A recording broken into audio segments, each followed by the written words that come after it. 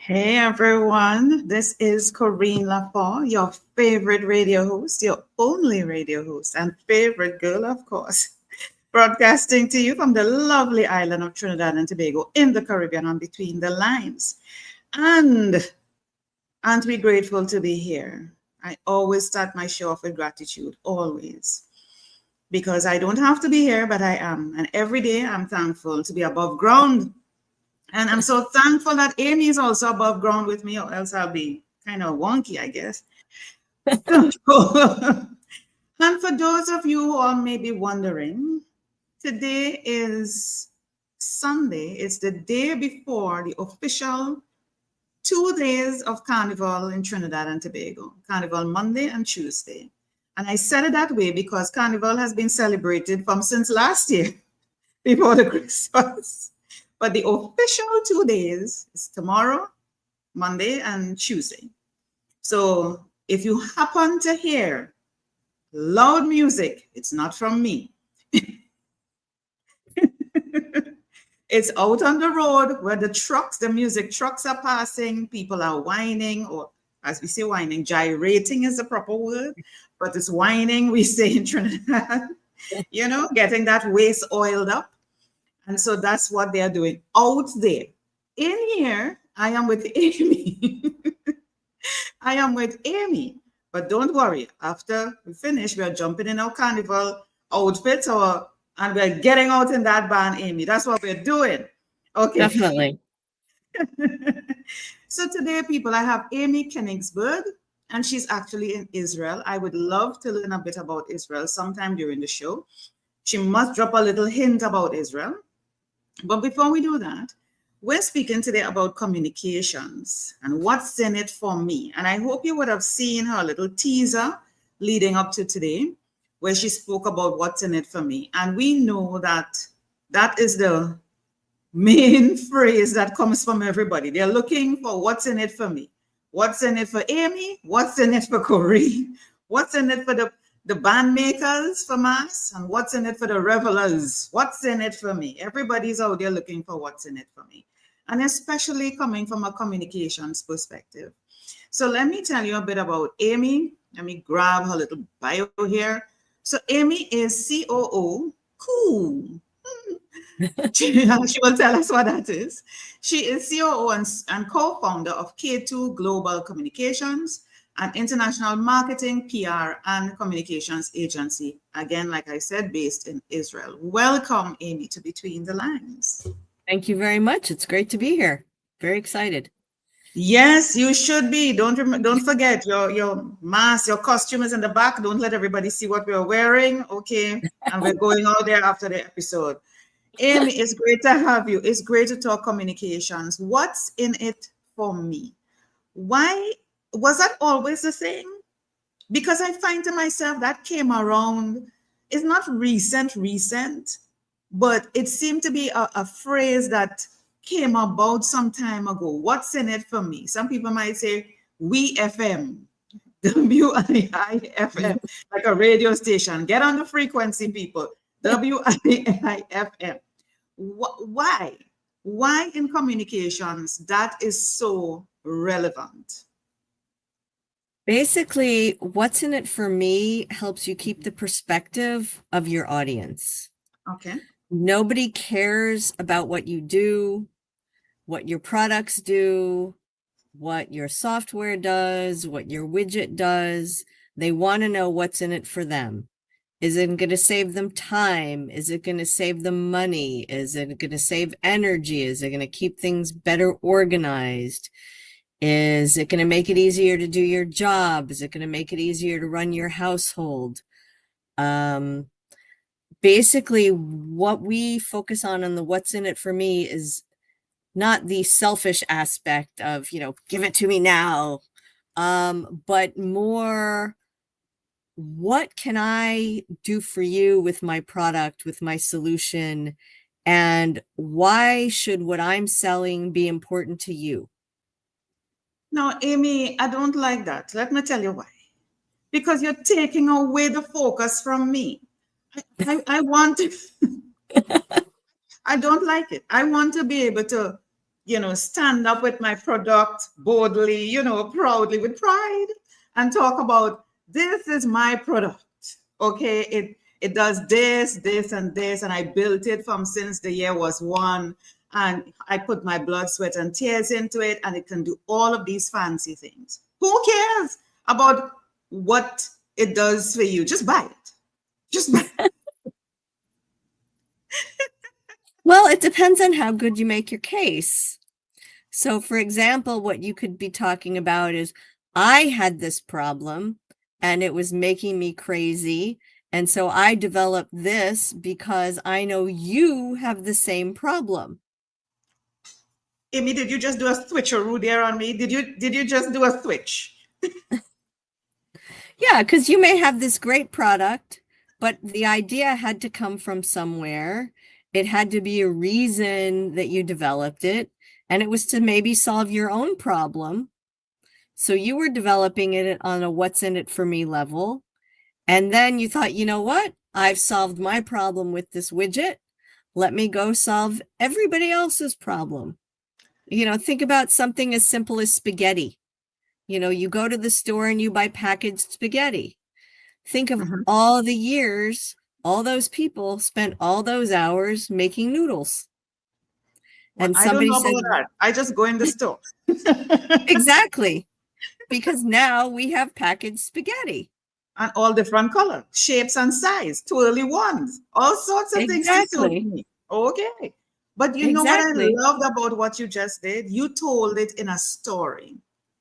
And we know that storytelling as communications professionals is what captures people. So you turn my selfish, egotistical approach into, gosh, I saw this problem, I had a problem, and I fixed this, and I found a solution. And I just figured, if I have the problem, then maybe other people may also have the problem. Or I had it home, and my friends who come over keep borrowing it or keep asking me, for it, and I never get it back.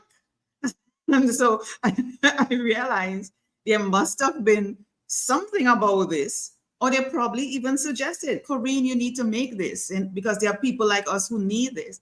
I like how you do it. I like how you turn it from me being selfish, focusing on my product, into a story. Now, let us translate that in the corporate world, or entrepreneurs, right, who are trying to get their message out. What, from your experience, are you seeing that they're doing wrong? Is it that they're not telling the story right? Where are they missing? What can they tweak in order to meet that what's in it for me without being egotistical or blending the two, just like we did a while ago, to be able to still attract the audience that they want to attract. So when we're working with clients, what we try to do is work with them on the most basic level of what does your product do? Why does it do it? And who is it doing it for? Okay. So when we're working with a client, we try to map everybody who's touched during the purchasing process. Because every single one of those people have different needs from the same exact product. So for example, let's say we work with a lot of cybersecurity clients.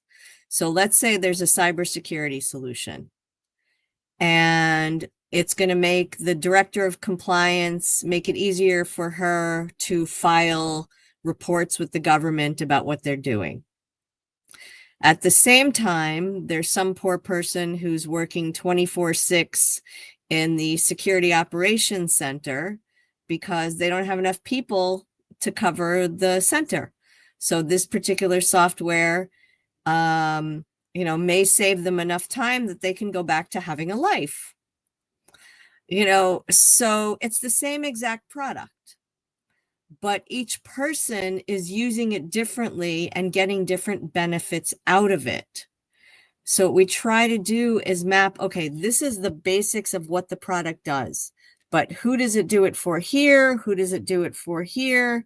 Because again, what is the problem? What problem are you solving for the different people in the organization? And then if it's a big company, you have to make the case for the purchasing department also. No. So stop, Amy. Wait. You're saying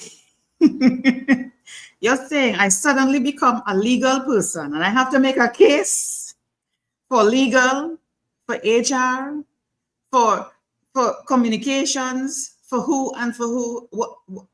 Now, why?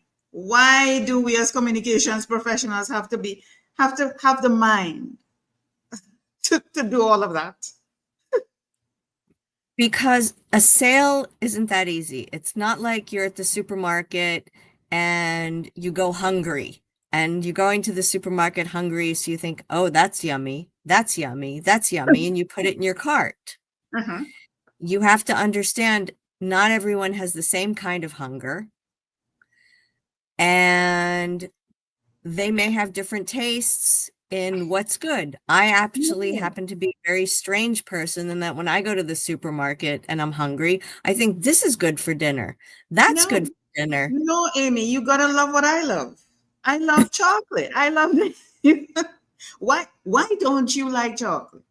Why? I love dark chocolate. I don't like milk chocolate. So I'm not going to buy your milk chocolate product ever. That doesn't sound right, Amy. Unless I think, oh, my kids love milk chocolate. Maybe my kids will like this because I'm thinking, okay, what's in it for them while I'm at the supermarket? So you always need to keep in mind it's almost like, you read all these nice little sayings. You're always going to make an impact on somebody and not realize it. So when you have something to sell, you need to figure out who will this product have an impact on. I don't like milk chocolate, but my kids will be very happy when I bring home milk chocolate. But that's you. You know your kids. Now, we coming from a corporate perspective, trying to get our message out to our audience, and we don't know them. How do we get to know them to know, okay, so Amy's child, which is one of our target audience, likes milk chocolate. How do we determine that? We've never met him or met her. We don't know. We just know, hey, we sell chocolate, you better like it. So on the corporate level, there's different ways to do it. One is creating a persona or an ideal customer profile. Okay. So that's expecting, okay, in this particular industry, 90% of the managers are men. In that particular industry, Mm-hmm. 80% of the managers are women. Mm-hmm. The men are between 45 and 60. The women are between 32 and 42. So you Mm-hmm. look at different publications, especially the trade journals, and you Okay. read them and you find out, okay, what are the people in these positions concerned about? Look at the editorials. Reddit is a great place to find information because Okay. you can have a question and say, okay, what are they talking about in this forum about electronic devices that prevent surge protectors? Something as simple as a Mm-hmm. surge protector. There might be special kinds. There might be Mm-hmm. special needs. Okay. So basically ask Mr. Google. And It's now quite with popular. Chat GPT or Of course. DeepSeek Mm-hmm. or Claude, you can also Mm-hmm. ask and say, this is what I sell. Mm-hmm. Who are the type of people that would be interested in buying it? And what's important to them? You know what I That's find is missing, Amy? Sorry for cutting you. As you talk about that, this came into my mind. Back in the day, before internet, cell phones, and all of that, not to age me though, I'm just 25. I just born there. I'm just saying, but I'm using what I heard. So,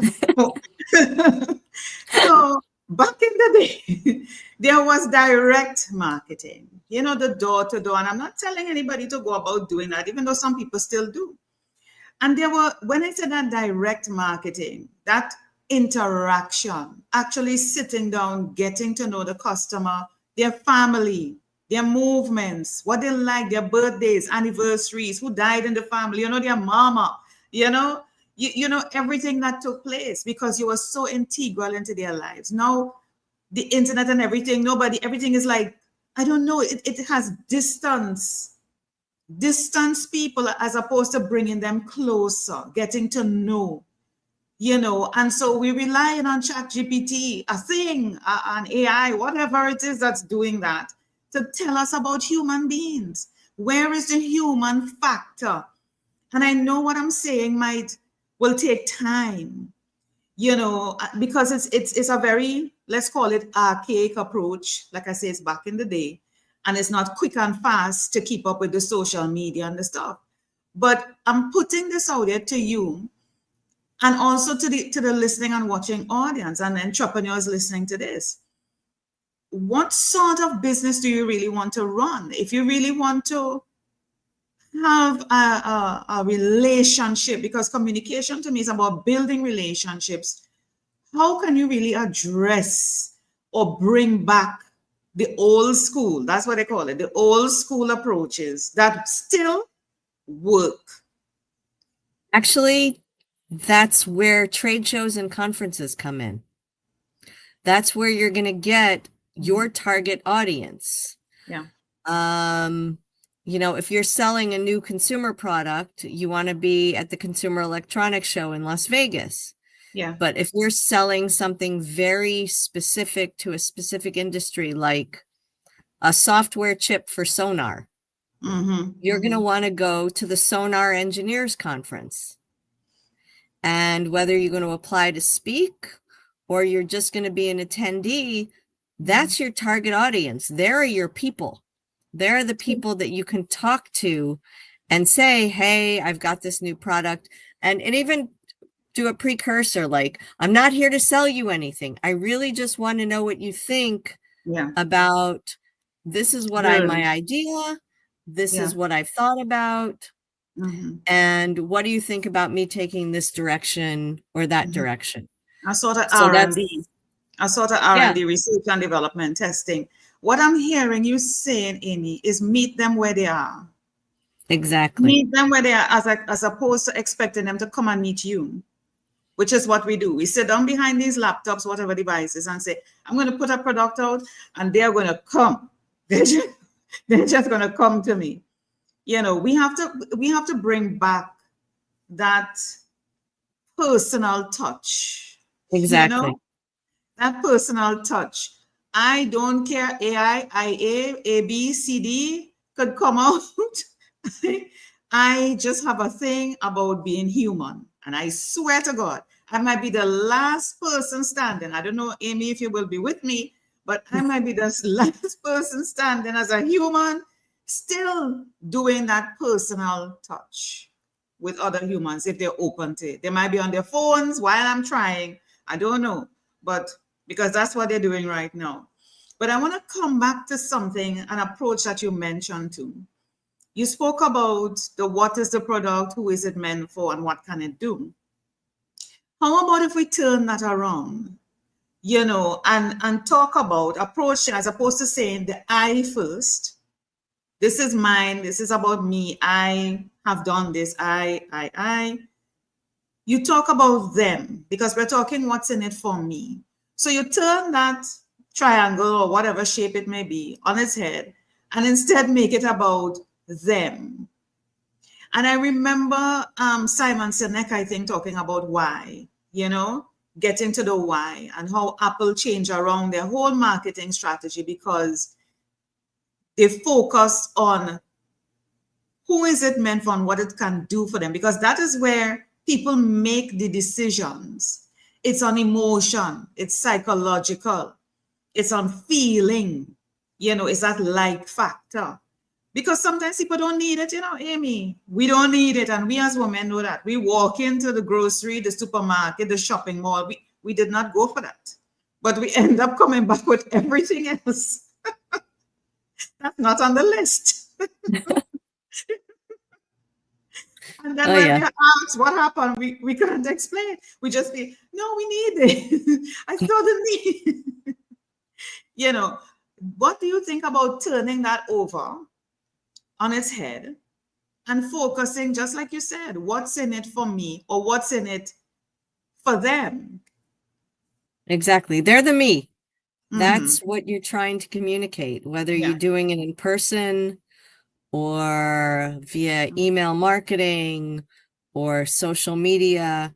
What we try to tell our clients, especially on their social, make sure you put in useful information that will help your clients. It may not even necessarily be what you're selling. There's a movie from the 1940s called Miracle on 34th Street.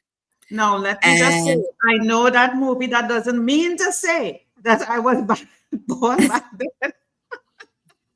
It's one of my favorite movies, and I was definitely not born then. Thank you, and Amy. in one of the scenes, Santa Claus sends the customers to Gimbel's because Gimbel's has it, and he's working at Macy's. And so that's you what always... I don't remember that. I need to pull up that movie tonight. Yes. One of the people say, I can't find it anywhere. And he sends them to a specialty store for a fire truck with water coming out of it. Another one, he just sends the woman to get skates at Gimbel's. And basically, if you're really listening to your customers, try to give them what they need.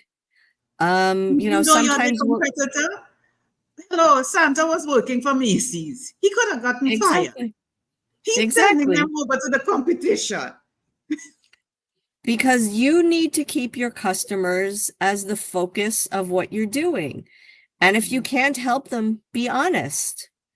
We'll have a client, sometimes potential client, and we'll say, we can't help you, but this person can, or we can't help you now. When you are ready for X, Y, and Z, give us a call. Because people appreciate the honesty.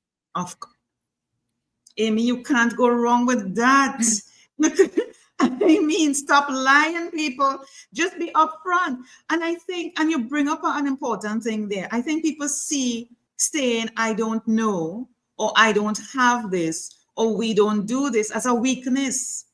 Why is it that people, or when I say people, corporate organized, even individuals working as a staff member, feel that when they say that, it makes them look incompetent or incapable or deficient in some way? You don't know everything.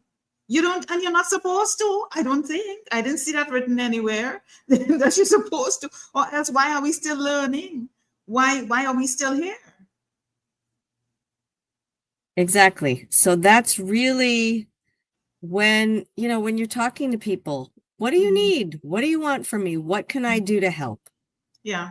Yeah. And, and you've always got to keep that in mind. The what's in it for me is what services can I provide? What products can I sell to you Yeah. that are really just going to make your life easier? Because that's really every single thing we're selling Yeah. is trying to make somebody's life easier. We do PR. Why do we do PR? Because we want people to know about you.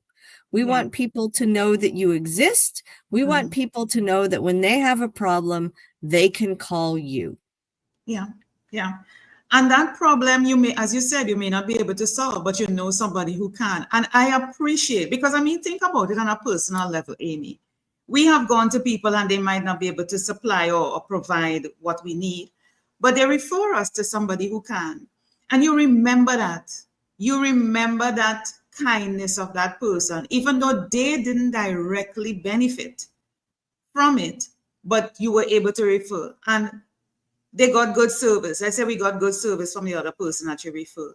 I will always keep coming back to you because there is something I would feel, I wouldn't say obligated, but I would feel no, this person was kind enough to assist me. Let me see how best I could pour back, give back into that individual. So when persons feel no, we don't sell that here, and they just turn their back and leave you, as opposed to saying, hold on, I know so and so, and this is this, I'll even take up the phone and call or walk with you or take you or show you where to go or whatever it may be. Just taking that extra effort does a lot for somebody else who may not be your direct customer, but indirectly it comes back to you. Exactly. Yeah. Yeah. And people might feel that's not communication. That's just being respectful or courteous, but it's all part of it.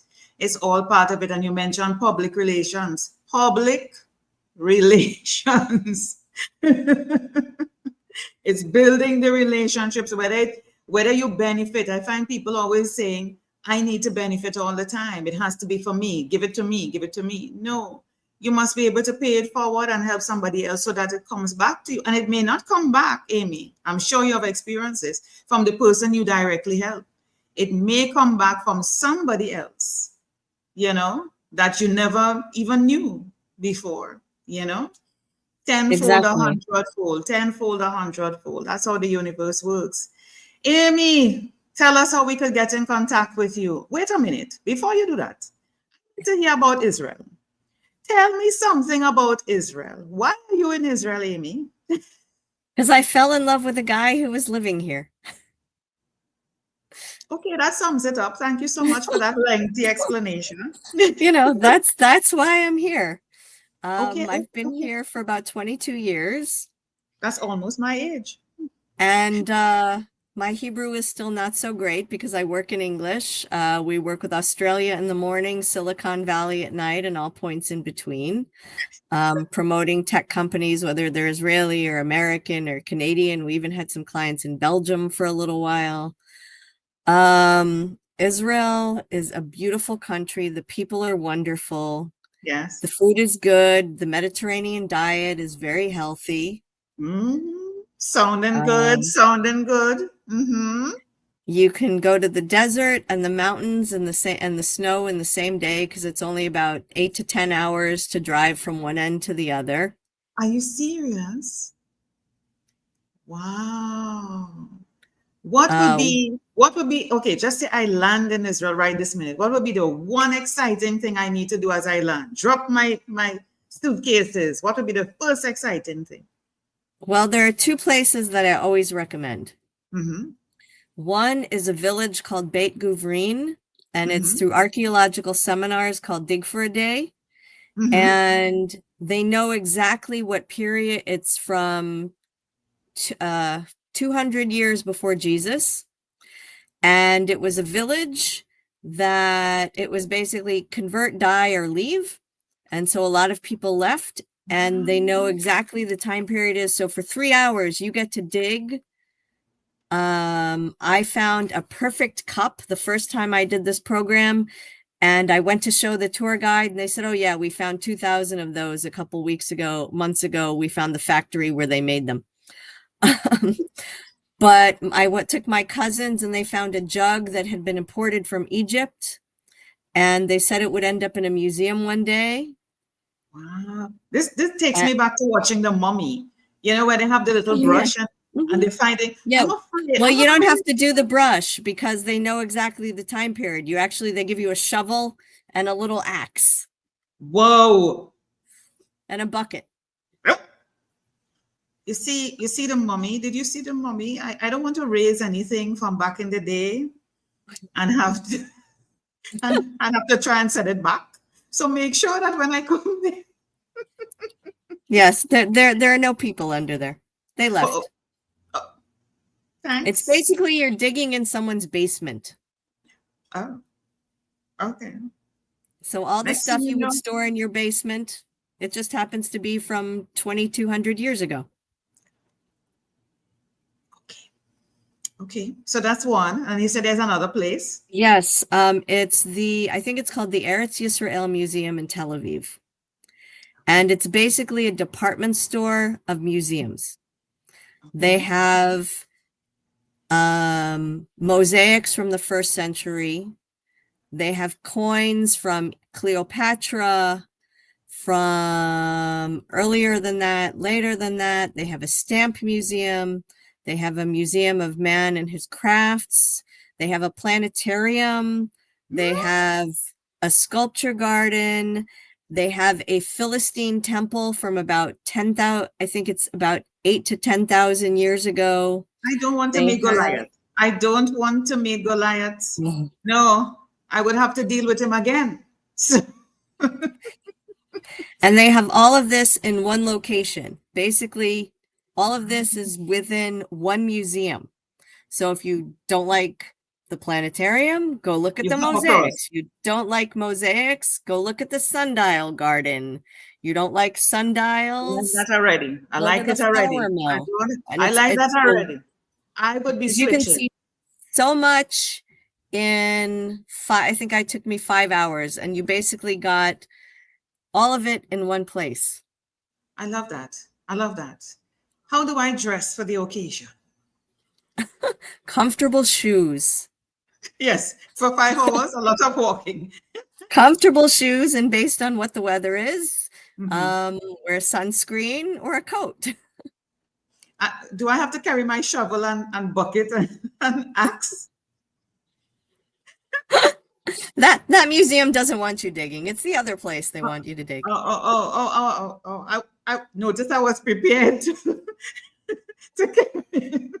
No, actually, what's nice is the excavations are in caves. So whether it's cold and rainy or hot and sunny, you're cool, like between 60 and 70 degrees in the cave. I'm going in a cave. Now you see that That's there. Where you're digging. No.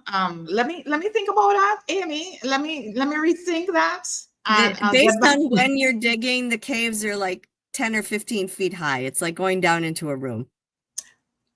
Thank you for that additional information. No claustrophobia. Thank you. Don't need. Thank you, Amy. I will just pose with my axe. I will pose and pretend that I was doing something. Amy, any final words before you go? What's in it for me with Amy Kenigsberg? What do you want to say? Basically, if you have any questions, feel free to reach out. My LinkedIn profile, Amy Kenigsberg. Our website is k2-gc.com. You can email me. We have a US phone number. We have an Israeli phone number. Give me a call. I answer the phone. If you have any questions on messaging or marketing, if I can help, I will. Of course. Do you have any giveaways by chance, Amy? Any giveaways on your website that went to you can reach out to me. What we do is we do no cost comms checks. Okay. So we will look at your homepage and your LinkedIn corporate profile and give feedback for suggestions via video. All right. I like that. I probably might take advantage of that as a start. Yeah. Definitely. That sounds good. Yeah, I don't have, I stopped using a website, but definitely my LinkedIn. I might go back to doing a website sometime. When I do, I will definitely reach out to you. But thanks. Sounds great. Yeah.